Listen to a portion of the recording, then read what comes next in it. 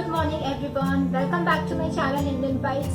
और आज के इस वीडियो में मैं आपके साथ शेयर करने वाली हूँ उखड़ीचे मोदक। ये बनते हैं चावल और कोकोनट और जैगरी से। इससे पहले भी मैं अपने चैनल पे 2-3 मोदक की रेसिपी शेयर कर चुकी हूँ, तो उसे भी ट्राई कीजिएगा और इसे भी ट्राई कीजिएगा, क्योंकि सारे मोदक बहुत ही डिलीशियस होते हैं और सारे मोदक अभी गणपति को प्रसाद में हम चढ़ाते हैं। बहुत ही इजी होते हैं मोदक और खाने में बहुत डिलीशियस। तो चलिए चलते हैं रेसिपी की तरफ, लेकिन उससे पहले एक रिक्वेस्ट, अगर आपको रेसिपी अच्छी लगे तो प्लीज लाइक जरूर करें, कमेंट करें, शेयर करें और मेरे चैनल को सब्सक्राइब जरूर करें। तो चलिए आइए रेसिपी को स्टार्ट करते हैं।